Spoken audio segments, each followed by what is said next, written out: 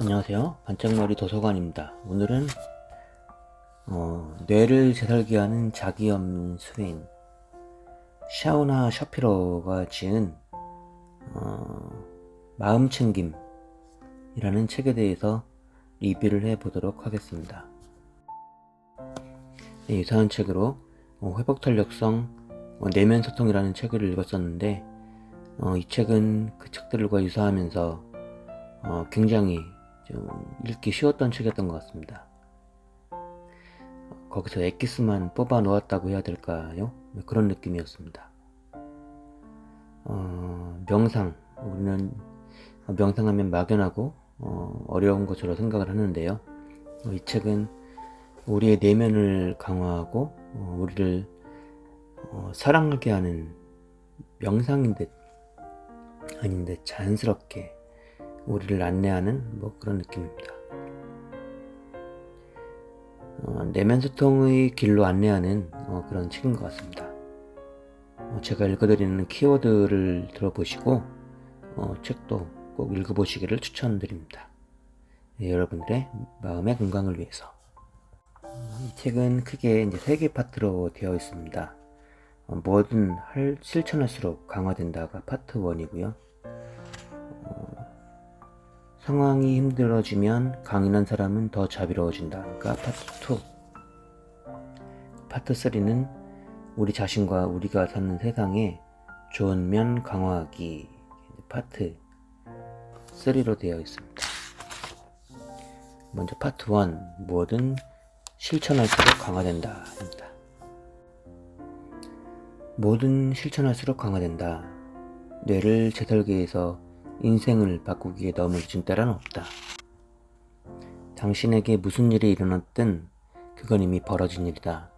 그 일에 어떻게 대처하는 것인가, 그것 점이 중요하다.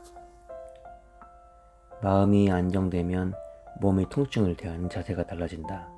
내 통증이 아니고 그 통증으로 바뀌는 것이다. 억지로 마음을 붙잡으려고 하면 할수록 생각이 꼬리를 물고 이어진다. 뭐든 실천할수록 강화된다. 우리가 순간순간 실천하는 것은 뭐가 됐든 우리 뇌를 물리적으로 변화시킨다. 마음챙김 수행은 확실히 효과가 있다. 면역 기능을 강화하고 스트레스를 줄여주며 수면을 개선한다. 반드시 올바른 태도와 의도를 품어야 한다. 대체로 사람들은 단점이 보이거나 실수라도 저지르면 자신을 한없이 탓한다. 그러면 단점을 고치거나 실수를 만회할 수 있을 거라고 생각하지만 자책은 오히려 역효과만 낳는다. 수치심은 새로운 행동과 변화를 유도하는데 아무 도움도 되지 않는다.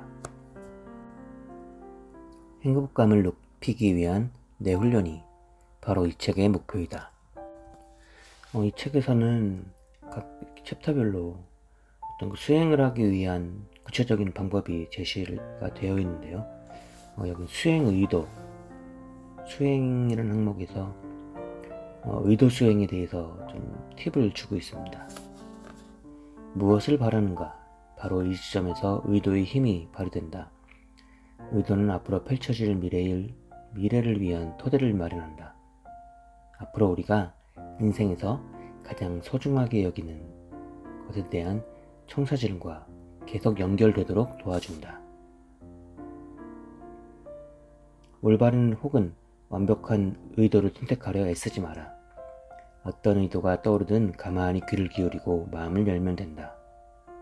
호기심과 호의를 유지하라.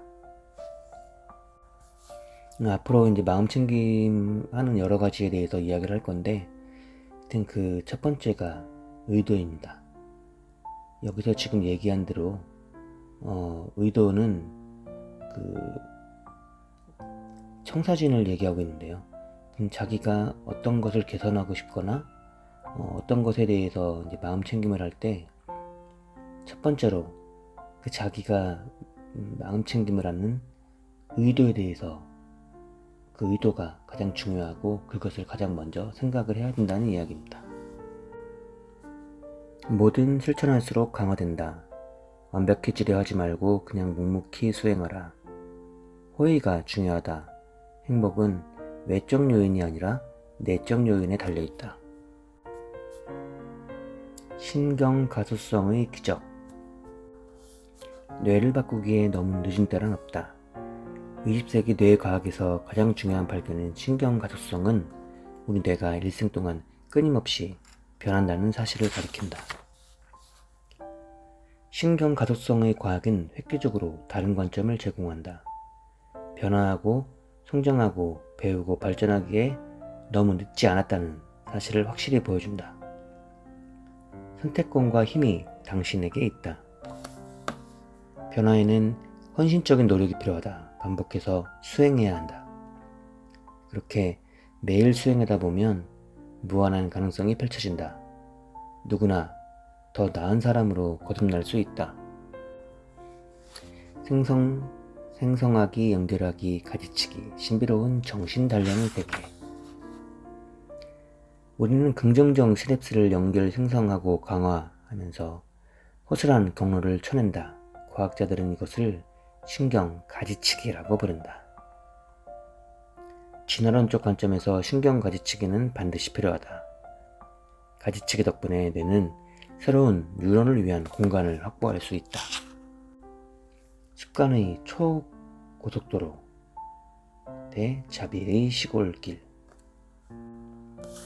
새로운 곳으로 가려면 시골길을 새로 개척해야 한다. 다시 말해 새로운 신경 경로를 깔아야 한다. 지금 신경 시골길이라는 얘기는 우리가 어떤 것을 생각하거나 하기 어려울 때 그것을 포기하지 말고 계속해서 그것을 노력하게 되면 우리 뇌에는 신경 가소성이 있기 때문에 처음에는 어려운 길이라도 그것이 고속도로처럼 점점 뻥 뚫리고 나중에는 그것을 수행하기가 쉬워질 것이라는 얘기입니다. 완벽해지려 하지 말고 그냥 묵묵히 수행하라. 이 여정을 떠나는 동안 다음 사항을 명심해야 한다. 수행의 목표는 뭔가를 기어이 해내는 데 있지 않다. 완벽해지려 하지 말고 그냥 묵묵히 수행하는 게 중요하다. 완벽함은 가능하지 않지만 변화는 가능하다. 당신은 현재 모습 그대로 완벽하지만 단지 개선할 여지가 있는 것뿐이다. 변화는 방향이지 목적지가 아니다. 세상은 끊임없이 변하고 있으며 그에 맞춰 우리도 함께 변화하도록 갖가지 도전을 제기한다. 5%의 원칙. 우리가 이뤄나갈 변화는 직선 모양으로 쭉 뻗어나가지 않는다. 변화는 장기간에 걸친 경험에 바탕을 둔다. 경험이 쌓이고 쌓여 새로운 생각과 느낌과 행동 방식으로 통합된다. 하지만 무슨 일이 일어나려면 우리는 뭐든 시작해야 한다. 때로는 그게 가장 힘들다.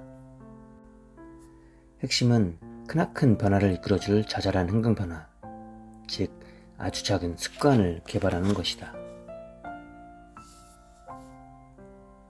최종 목적지에 대한 걱정을 멈추고 방향성에 대한 초점을 맞추도록 5%만 더 잘할 수 있을까 라고 자문해봐라. 5%만 더 운동할 수 있을까?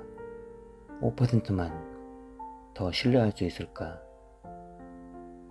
결국 작은 변화가 큰 차이를 가져온다. 긍정적 신경가소성. 인생이 어느 지점에 있든 어떤 고통을 겪었든 어떤 실수를 저질렀든 당신의 미래는 아무 흠결이 없다. 당신은 언제든 다시 시작할 수 있다. 당신이 다시 시작할 수 있는 이유를 한마디로 요약할 수 있다. 뭐든 수행할수록 강화된다. 그렇다면 당신은 무엇을 강화하고 싶은가? 이 강화라는 얘기는 아까 좀 의도하고 좀 겹치고 있는 것 같은데요. 어떤 마음 챙김을 할 때 시작할 때 있어서 당신에게 이렇게 물어보라고 합니다. 나는 무엇을 강화하고 싶은가? 이때 마음을 열고 호의와 호기심을 유지하라고 합니다. 완벽함은 가능하지 않지만 변화는 가능하다. 조금씩 나아가라. 5%씩 바꿔나가라. 모든 순간이 중요하다. 뇌를 바꾸기에 너무 늦은 때는 없다. 마음챙김 수행은 당신에게 유익하다. 행복감, 공감, 자비를 증가시키고 주의력, 기억력, 시험을 치는 능력을 향상시킨다. 반응에서 대응으로. 감성적 반응성은 진화적 유산의 일부이다. 이러한 반응 패턴들이 너무 깊게 배어있다 보니 부지불식간의 행동으로 튀어나온다. 마음챙김은 몸에 배인 반응성에 대해서 2가지 강력한 차단책을 제시한다. 일단 멈춤. 마음챙김은 자극과 대응 사이에 멈춤의 순간을 마련하게 한다. 자극과 대응 사이에는 공간이 존재한다. 그 공간에 우리 대응을 선택할 힘이 있다. 그 대응에 우리의 성장과 자유가 달려있다. 목격자의 자각 상태. 일단 멈추면 우리는 당면한 상황에서 정신적으로 한 걸음 물러서게 된다. 그러면 고차원적 정신을 이용해 상황을 객관적으로 관찰할 수 있다. 마음챙김은 헬리콥터에서 상황을 내려다보는 것과 같다. 더 균형 잡힌 관점을 확보하는 것이다. 일단 멈춤과 목격자 상태가 합쳐지면 격앙된 감정으로 걸핏하면 내뿜었던 반응에서 벗어날 수 있다. 일단 멈춤과 목격자 상태라는 마음챙김의 2가지 핵심 기제를 곰곰이 생각해봐라. 호흡에 주의를 기울여라. 숨을 내쉴 때마다 몸에서 느껴지는 긴장감을 내려놓아라. 힘든 상황의 한가운데 일단 멈춤을 삽입한다고 상상해라. 멈춤 순간 당신의 관점을 더 객관적인 목격자 상태로 바꿀 수 있다고 상상하라. 마음챙김의 3기둥, 의도, 주의, 태도. 마음챙김은 우리의 의도, 즉 가장 중요한 곳에 다시 연결해준다. 우리의 주의를 현재의 순간으로 되돌려 놓는다. 아울러 판단과 수치심 대신 호의와 호기심의 태도로 상황을 명확하게 보도록 한다. 의도는 우리가 주의를 기울이는 이유를 계속 상기하게 하며 가장 중요한 것에 집중하도록 돕는다. 주의는 우리의 관심을 현재 순간에 계속 머물도록 훈련시킨다. 태도는 우리가 주의를 기울이는 방법을 안내한다. 특히 호의와 호기심을 품게 한다. 의도는 우리가 인생에서 가장 소중하게 여기는 것과 연결되어 있는 것을 돕는 개인적 청사진이다. 의도를 기억하면 다시 선택할 기회가 생긴다. 나는 어떤 방향으로 내 마음에 나침반을 맞추고 싶은가? 주의, 현재에 집중하고 머무는 훈련. 마음챙김은 현재에 주의를 기르도록 돕는다. 우리가 주의를 집중하는 곳이 곧 우리의 삶이 된다. 명확하게 보려면 마음을 차분히 가라앉히고 현재에 집중해야 한다. 행복은 우리가 하는 일보다 그 일에 충실히 참여하는지 여부에 더 달려있다. 지금 하는 일이 좋든 싫든 그 일에 집중하면서 가장 행복하고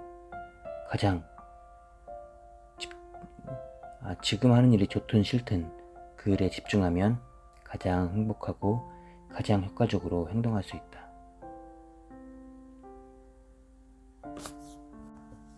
뭐라도 따르면 지금 여기 있어야 한다. 라스베가스 카지노에 써있는 표지판이다. 이 말은 인생에도 똑같이 적용된다. 인생의 풍요로움과 아름다움과 의미를 진정으로 누리려면 지금 여기에 있어야 한다. 실제로 우리에게 확실한 순간은 지금뿐이다. 그런데도 우리는 흔히 미래로 성큼성큼 나아가거나 과거에 집착하면서 현재를 놓친다. 다시 한번 얘기하지만 지금 하는 일이 좋든 싫든 그 일에 집중하면 가장 행복하고 가장 효과적으로 행동할 수 있다. 태도, 주의를 기울이는 방법. 마음챙김은 우리가 어떤 일을 경험하든 호의와 호기심의 태도로 다가가게 한다.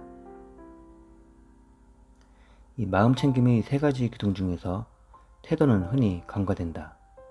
의도가 가장 중요한 일을 상기해주고 주의가 우리의 마음을 현재에 집중하게 한다면 태도는 주의를 기울이는 방법에 영향을 미친다. 어떻게 주의를 기울이느냐가 이거에 따라 상황을 명확하게 보고 효과적으로 배우며 현명하고 자유롭게 대응하는 능력이 결정된다. 호의와 호기심의 태도는 성장과 성과와 웰빙에 직결된다. 호의와 호기심을 수행하면 힘든 사건이나 감정에 부닥쳤을 때 폭삭 무너지거나 폭발하지 않고 건전하고 자유롭고 효과적으로 대처할 수 있다. 공식 수행, 마음챙김 명상. 여기서는 언제 수행하는 게 좋을지에 대해서 이야기하고 있는데요.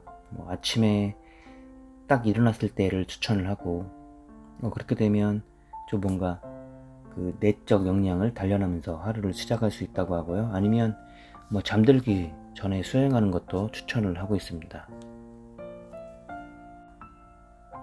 수행을 실천하면 면역 체계가 강화되고 코르티솔 수치가 낮아지고 공감과 연민이 향상되며 기억력과 학습력이 좋아져 감성 지능이 길러지고 수면의 질이 개선돼 인간관계가 좋아지고 활력이 증진되며 더 나은 세계 시민으로 거듭나게 될 것이다. 이 마음챙김이라는 것을 딱 시간을 내서 하기가 어려워하시는 분들이 많을 텐데요. 저도 이 책 읽기 전에 일단 그 내면 소통이나 그런 책들에서 이 마음챙김 비슷한 것들을 추천을 했는데 사실 이거를 수행하기가 쉽진 않죠. 하지만 이 책에서 지금 얘기하는 좋은 점들을 봤을 때 저도 다시 한번 시도해 보려고 합니다. 여기 이제 그 명상 수행을 시작하는 방법에 대해서 구체적인 지침이 나오는데요. 이 내용이 너무 좋기 때문에 여긴 좀 다 읽어보겠습니다. 명확한 의도를 설정하라. 매일 5분씩 수행하겠다는 달성 가능한 목표를 정하라. 수행에 방해받지 않을 조용한 장소를 찾아라. 날마다 수행하라. 습관을 들이려면 매일 실천하는 게 중요하다. 호의와 호기심을 기억하라. 마음챙김 명상 수행 지침. 당신이 수행하겠다고 정한 시간을 타이머에 설정하라. 가만히 앉아서 허리를 곧게 펴라. 긴장을 풀 때 몸이 처지지 않게 눈을 감거나 바로 앞쪽 바닥 한 곳을 지그시 응시하라. 의도. 수행을 위한 의도를 먼저 설정하라. 당신의 의도를 소리내며 말하면서 속으로 읊조리는 게 도움이 된다. 몇 가지 예를 들면 다음과 같다. 이 수행이 내 삶에 더 큰 평안과 명료성을 안겨주길 바란다. 이 수행이 나를 현재에 더 집중하고 친절해지도록 도와주길 바란다. 주의. 현재 순간에 주의를 집중하라. 당신의 몸을 천천히 살피면서 긴장을 풀어라. 특히 턱과 어깨의 긴장을 풀어라. 5%라도 더 부드러워질 수 있는지 보라. 입가에 잔잔한 미소를 지어라. 호흡에 주목하라. 호흡을 바꾸려 하지 말고 가만히 느껴라. 자연스럽게 들어가고 나가는 숨결을 느껴보라. 들숨과 날숨의 감각을 계속해서 차분하게 느낄 수 있는지 보라. 자연스럽게 호흡하도록 하라. 통제하지 않아도 된다. 정신이 흐트러지면 호흡을 지렛대 삼아 되돌리도록 하라. 당신은 지금 정신을 집중하고 현재 순간에 머물도록 훈련하는 것이다. 태도. 호의와 호기심을 품고서 주의를 기울여라. 이 경험에 호의와 흥미와 배려를 5%만 더 기울일 수 있는지 보라. 정신이 흐트러질 때 내면의 목소리 톤에 주목하는 게 특히 중요하다. 호의와 호기심을 품고 다시 주의를 기울일 수 있는지 보라. 방황하는 정신을 강아지 대하듯 참을성 있게 대하라. 호의를 품고 매 순간 다가가겠다는 의도만이 우리 마음을 치유하고 달랠 수 있다. 그렇게 시도할 때마다 마음 챙김을 위한 신경 경로가 새로 깔린다. 완벽하려고 애쓰지 말고 5%만 더 다정하게, 5%만 더 주의 깊게, 5%만 더 명확하게 수행하려고 노력하라. 명상 수행이 끝날 시간이 다가오면 어떤 기분이 드는지 주목하라. 이 고유한 의식 상태를 가만히 음미해 보아라. 몸에 좋은 음식을 먹은 뒤 가만히 쉬면서 영양분이 잘 소화되고 흡수되도록 하는 것과 같다. 당신이 현재 순간의 영양분을 흡수하고 있다는 것을 알고 이러한 풍요로운 속에서 새로운 해답을 얻을 거라고 믿어라. 눈을 뜨고 몸을 살며시 움직여보라. 일어나서 하루 일과를 시작할 때 매 순간 이런 마음가짐으로 나아갈 수 있는지 보라. 명상이 끝난 뒤에도 마음 챙김은 계속된다는 점에 주목하라. 삶의 모든 순간에 의도와 주의와 태도를 투영하도록 노력해라. 파트 2. 상황이 힘들어지면 강인한 사람은 더 자비로워진다. 자기 자비. 자비는 과거에 연연하지 않고 우리의 존엄과 목적을 다시 발견하도록 돕는다. 우리 자신을 친절하게 대하는 이 혁명적 태도는 몇 년 혹은 평생 시달려온 자기 판단과 수치심의 굴레를 벗어나게 해줄 수 있는 그런 것이다. 어둠 속에서 나아갈 길을 밝혀주는 등대처럼 자기자비는 우리가 처한 어둠에서 벗어날 길을 밝혀준다. 자기자비가 무엇이고 무엇을 하고 왜 파격적인가? 자기자비란 우리가 공경에 처한 친구를 대하듯 우리 자신을 대하는 것이다. 자기자비는 아주 파격적인 접근법을 제안한다. 당신은 완벽하지 않아도 사랑과 호의를 받을 자격이 충분히 있다. 그런데 우리는 안타깝게도 상황이 힘들어질 때 자기자비 대신 효과도 없고 심지어 해롭기까지 한 그런 대응 기제에 습관적으로 의존한다. 우리는 힘든 일에 봉착하거나 실수를 저지르면 엄격한 잣대를 들이대면서 어떻게든 혼자의 힘으로 불끈 일어나야 한다고 생각한다. 하지만 우리의 행동 패턴을 명확하게 볼 수 없다면 같은 실수를 반복하게 될 뿐이다.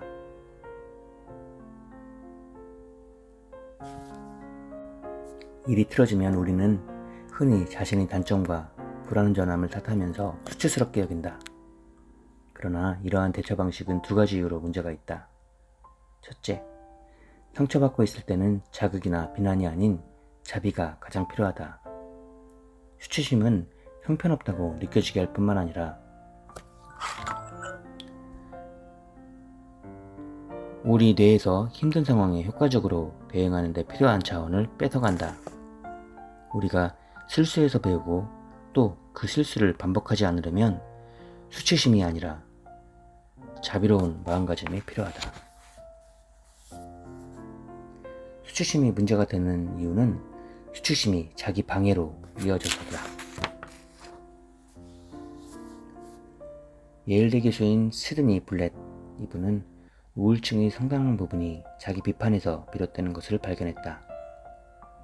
수치심은 우리가 성장하고 발전하도록 돕는 대신 자신에 대한 믿음을 약화시키고 무력감과 자기 혐오의 수렁에 빠지게 한다. 수치심은 우리가 변할 수 있다고 믿는 바로 그 부분을 젖먹는다. 자기 자비의 마음으로 행동하면 옥시토신과 엔도르핀이 다량 분비된다. 수치심은 우리에게 도움을 주기는커녕 해만 끼친다. 자기 자신을 부끄럽게 여기는 태도는 뜨거운 숯덩이를 집어드는 것과 같다. 그 결과는 화상으로 이어진다. 자존감도 아무런 효과가 없다. 자존감은 자기 가치를 입증하는데 어떤 성과가 있어야 하지만 자기 자비는 어떤 상황에서도 당신의 가치를 인정한다. 자기 자비가 높은 사람은 자기 가치관이 안정적인 반면 자존감이 높은 사람은 자기 가치관이 불안정해서 주변 상황에 따라 출렁인다. 일이 잘 풀리면 우쭐하지만 일이 어긋나면 바로 의기소침해진다. 다음에 실수를 저지르거나 어두운 상황에 부딪히면 자신을 비난하거나 아무 일도 없는 것처럼 부정하는데 규정한 시간을 쓰지 말고 잠시 멈춘 다음 당신이 어려운 상황에 처했음을 인정하고 자신에게 자비를 베풀도록 해라. 다른 렌즈를 통해 배움과 성장의 기회로서의 이미 벌어진 상황을 바라볼 수 있을 것이다. 이렇게 생각해라. 나는 이번 일을 계기로 뭘 배울 수 있을까? 어떻게 성장할 수 있을까? 자기의 자비를 방해하는 5가지 방해물. 우리는 스스로 개은 기준에 부응하지 못한 자신을 비판하지 않으면 변화를 꾀하려는 동기를 잃을 것이라고 믿는다. 그런데 이러한 믿음은 자기 자비를 방해하는 가장 큰 장애물 중 하나이다. 우리가 우리 자신을 적절히 돌보고 우리의 니즈를 충족할 수 있을 때 남을 도와줄 여유가 생기는 것이다. 일단 아픔을 인식해야 치료를 시작할 수 있다.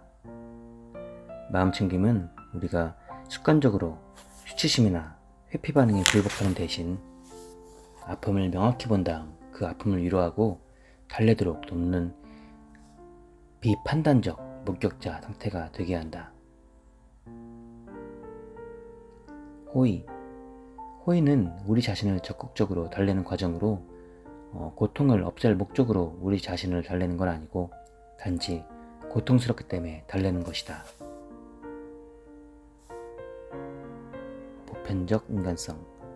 보편적 인간성을 인식하고 상황을 개인적으로 받아들이지 않을 때 우리는 더 끈끈한 유대감과 편안함과 침착함을 맛볼 수 있다.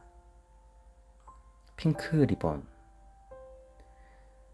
슬픔과 걱정과 아픔을 외면하는 대신 있는 그대로 인정해라. 그래, 난 피하지 않을 거야. 난 널 사랑하고 이 모든 걸 다 이겨낼 때까지 너와 함께 있을 거야. 라는 마음가짐이다. 나는 사만다가 보편적 인간성에 대한 의식을 넓혀 유방암으로 고생하는 수백만 여성에게 마음을 열도록 유도했다. 사만다는 그들 하나하나에게 다가가 포옹을 할 수 있다면 어떤 기분일지, 그리고 그들의 자비로운 포옹을 받으면 어떤 기분일지 상상했다. 당신은 내부의 협력자가 될 수 있다. 당신만 고통에 시달리는 게 아니다. 자기 자비는 강력하다. 이 챕터를 읽으면서 좀 제 생각을 적어봤는데요. 이 나의 어려움도 인지하고 달래주고 일반화를 해야 되는 건 당연한 것 같고요. 결국은 타인에 대해서 진심으로 공감하고 달래줄 수 있는 사람은 본인에 대해서도 그렇게 할 수 있을 거라고 생각합니다. 그리고 그렇게 해야 한다고 생각합니다. 왜냐하면 본인도 결국은 이 마음챙김에 의하면 타인으로 봐야 하기 때문입니다. 내 자신의 존재한 그런 타인을 위해서 내 자신의 존재한 타인을 위해서라도 주변의 힘든 사람에게 더 공감하는 것은 결국 나에게도 도움이 될 것 같습니다. 힘든 시기를 이겨낼 6가지 수행. 우린 난관을 통제할 수는 없지만 그 난관을 어떻게 인지하고 대응할지 선택할 수 있다. 즉, 당신은 파도를 막을 수는 없지만 파도를 타는 법은 배울 수 있는 것이다. 수용의 힘. 저항하면 더 끈질기게 들러붙는다. 역설적이게도 마음챙김에는 고통을 수용하면 괴로움이 줄어든다. 고통은 피할 수 없지만 괴로움은 선택하지 않을 수 있다. 고통과 괴로움을 구분할 수 있다니 무슨 소린가 싶을 것이다. 괴로움은 고통 곱하기 저항이다. 적어도 우리가 겪는 괴로움은 통제할 수 있다는 뜻이다. 현재에 저항하며 상황을 더 악화시킨 대신 수용하면서 난관에 맞서도록 우리의 자원을 활용해보라. 수용은 체념이 아니다. 수용은 가능성의 문을 여는 것이다. 감정 조절의 힘. 감정을 억제하는 효과가 없다면 감정을 조절할 최선의 방법은 무엇인가? 답은 감정을 인지하고 그 감정에 이름을 붙이는 것이다.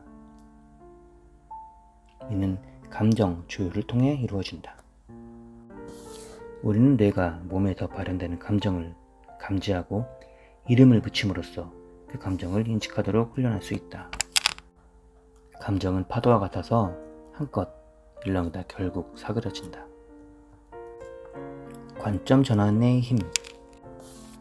생각과 기분, 신체 감각과 이야기를 관찰하도록 배우면 우리는 거기에 전적으로 매몰되거나 융합되지 않는다. 자기 중심적 관점에서 목격자 상태로 전환하는 것은 상황을 명확하게 보고 어떤 방향으로 나아갈지 선택하는 능력을 키워준다. 속으로 얼마나 분노하든 당신이 분노했다고 아는 부분은 인식하는 자입니다. 아는 부분은 그 분노와 떨어져 있다. 우리는 인식의 울타리 안으로 피신하도록 배워서 고통이나 슬픔이나 공포의 감정을 우리 전체 모습으로 규정하지 않고 무수히 많은 별 가운데 하나로 바라볼 수 있다. 자신의 관점에 사로잡혀 옴짝달싹 할 수 없을 때 좀 더 객관적인 관점을 취한다면 힘든 상황을 이겨내는데 큰 힘이 된다. 수행, 관점 전환하기. 이번 수행을 위해 종이와 펜을 준비하라. 가만히 앉아 몸과 마음을 편히 쉬도록 해라. 관점 전환에 힘을 기르겠다고 의도를 정하라. 호의와 호기심의 태도로 지금 순간에 주의를 기울여라. 그런 다음 다른 사람과 갈등하는 상황을 살며시 떠올리도록 해라. 타이머를 4분에 맞춰놓고 그 상황에 대한 당신의 생각과 기분을 적어라. 타이머가 울리면 잠시 멈추고 당신의 몸과 호흡에 주의를 돌리며 어떤 기분이 드는지 주목해라. 다시 타이머를 4분에 맞춰라. 이번에는 당신이 갈등을 겪고 있는 사람의 관점에서 적어보라. 그 사람의 생각, 감정, 관점과 경험을 감지하려고 노력하라. 타이머가 울리면 다시 멈추고 당신의 몸과 호흡에 주의를 돌리며 어떤 기분이 드는지 주목하라. 마지막으로 현명한 한 사람을 초대해라. 가장 현명하고 숭고한 당신의 자아일 수 있고 소중한 친구, 스승, 치료자일 수 있다. 심지어 성모 마리아나 달라이 라마일 수 있다. 눈을 감고 이 현명한 사람이 당신 옆에 앉아있다고 상상하라. 그 사람이 한 팔을 둘러서 자신을 포근히 감쌀 수도 있다. 그들이 힘과 지혜와 자비를 느껴라. 힘들어온 이 상황에서 당신을 인도해달라고 청하라. 그들은 어떻게 대응할까? 그들의 관점은 무엇일까? 살며시 눈을 뜨고 타이머를 4분에 맞춘 후 현명한 사람의 눈으로 이 상황을 기록해라. 타이머가 울리면 잠시 멈추고 당신의 몸과 호흡에 주의를 돌리며 어떤 기분이 드는지 주목하라. 관점을 전환하는 능력은 당신이 필요할 때 언제든 활용할 수 있음을 기억해라. 철저한 책임감의 힘. 우리가 타인과 우리 자신을 향해 더 자비로워질 때 우리의 생각과 행동 그리고 기분과 태도를 철저하게 책임지려는 역량이 강화된다. 수치심의 굴레에서 벗어나 상황을 책임질 수 있는 힘을 발휘할 수 있다. 수치심의 굴레에서 벗어나야 한다. 실수를 반복하도록 우리를 옥죄는 것은 바로 수치심이다. 유해한 수치심 대신 건전한 분별력을 적용해야 된다. 분별력은 상황을 명확하게 평가하긴 하지만 좋거나 나쁘다는 꼬리를 붙이진 않는다. 용서의 힘. 용서는 우리가 이용한 자원 중에 어쩌면 가장 도전적이고 전환적인 자원이다.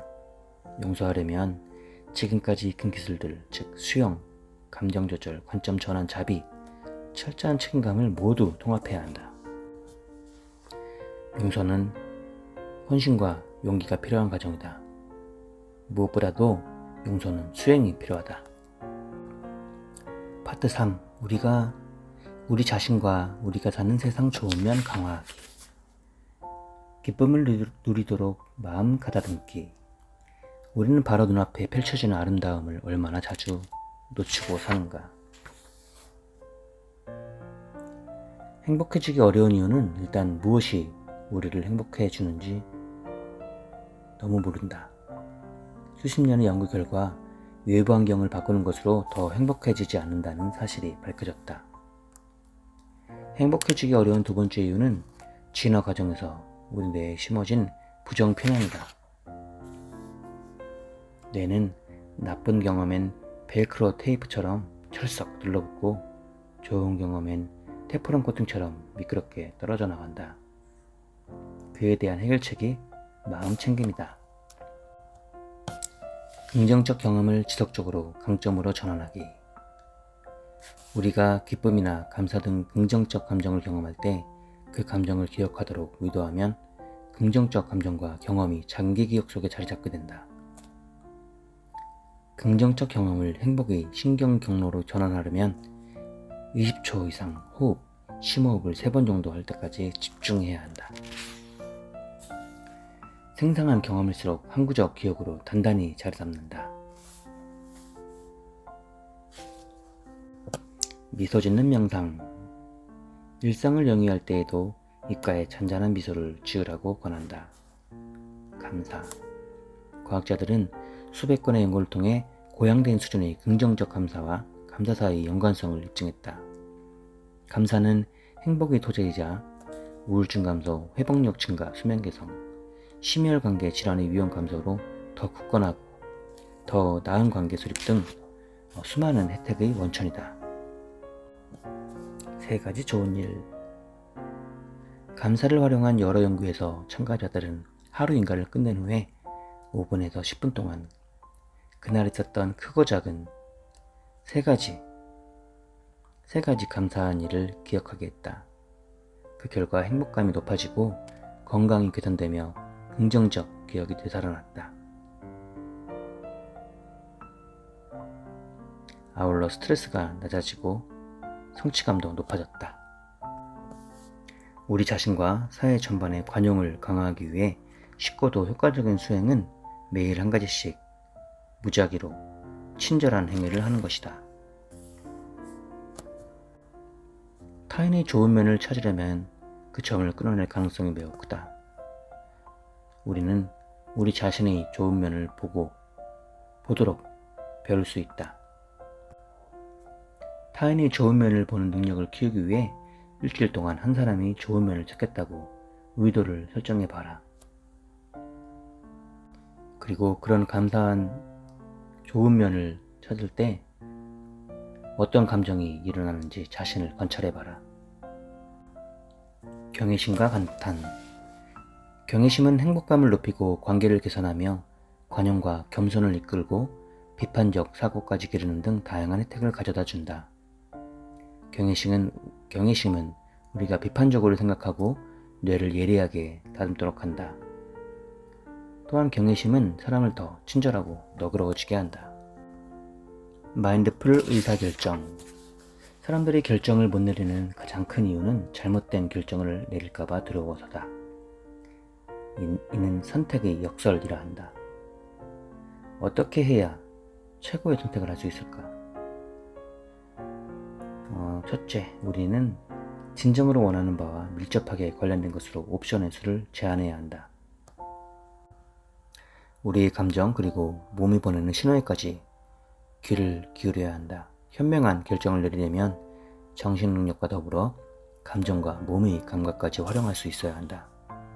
날마다 내면의 목소리에 귀를 기울이도록 수행하면서 적응하고 준비해야 중요한 결정을 내릴 때 활용할 수 있다. 온몸과 마음으로 귀를 기울이도록 해라. 중국의 철학자 장자가 말했듯 혼을 다해 듣는 것은 귀나 마음 어느 한 가지 기능에 국한하는 게 아니다. 온갖 걱정과 아이디어, 감정과 생각을 환영해라. 각기 다른 선택 사항에 대해서 어떤 반응이 나오든 모두 허용해라. 직장에서의 마음챙김. 당신의 장단기 목표를 적어보아라. 이 수행을 계기로 나침반의 방향을 다시 설정해라. 당신에게 가장 중요한 것과 다시 연결하고 그러한 목표가 당신의 가치에 여전히 부합하는지 확인을 해라. 근무 시간에는 업무에 온전히 주의를 기울이도록 해라. 사장에서 보았듯 멀티태스킹은 건강도 해치고 업무 능률도 떨어뜨린다. 한 번에 한 가지 업무를 집중해서 수행해라. 일과가 끝나면 그날 마치지 못한 일을 기록 후 다음날 하겠다고 다짐해라. 안녕 사랑해. 안녕 사랑의 수행은 우리 자신과 타인에게 사랑을 더 많이 베풀라는 의도를 담고 있다. 안녕 사랑해는 세상 밖으로 나가는 동시에 우리 자신에게로 되돌아오는 친근한 수행이다. 간단하지만 인생을 바꿔줄 만큼 강력한 수행이다. 아침마다 내가 안녕 사랑해 라고 말할 때 그 사랑은 나 자신뿐만 아니라 당신에게도 똑같이 향한다는 사실을 기억하기 바란다. 네, 이렇게 이 책을 좀 리뷰를 했고요. 일단은 들으셔도 알겠지만은 내용이 굉장히 명확합니다. 약간 추상적으로 이 마음챙김에 대한 걸 얘기하지 않았고요. 굉장히 구체적으로 이야기를 하죠. 하여튼 이 마음챙김을 하려면 올바른 의도를 설정하고 그 다음에 주의를 기울이며 그리고 올바른 태도로 수행하라고 얘기하고 있고요. 저도 이 책을 좀 읽고 나서 다시 한번 이 마음챙김을 시도해 보려고 합니다. 한번 꼭 책을 사서 읽어보시고요. 오늘의 영상은 여기서 마치도록 하겠습니다.